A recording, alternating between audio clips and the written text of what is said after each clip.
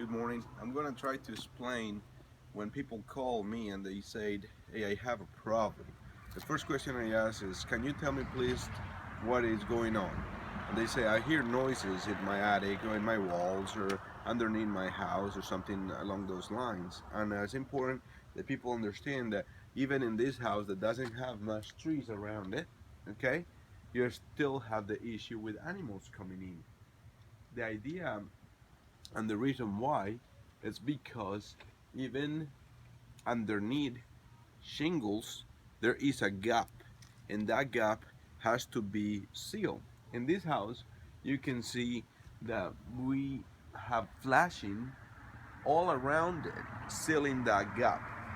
Most homes will have this problem as well as other problems such as roof to join areas, ACE units, and many more.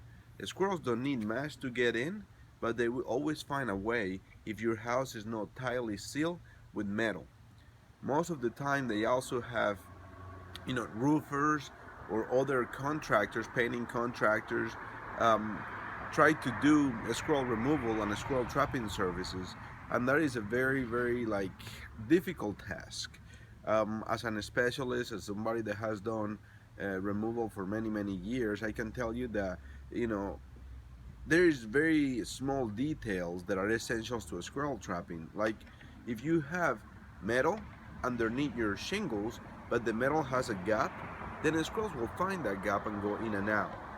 If your painters or if your other contractors don't have enough experience selling for squirrels particularly, then they can have corners where the gaps are a little bit open, and then when the gap is a little bit open, the squirrel can come back in or out. Also, there is a common mistake of sealing a house with metal. There is no flashing, but it's like galvanized screen. And what happens with the screen is that the animals will still dig into the screen with the paws or with the little nails or with the teeth, and they're still gonna open up that screen again.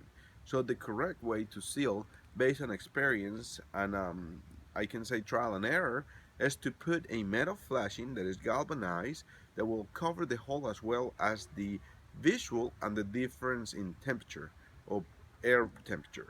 And let me explain that a little bit. When a squirrel gets into a gutter or an animal gets into a gutter, they start walking up and down the gutter, and then from the inside of the attic, you're gonna see a difference in temperature or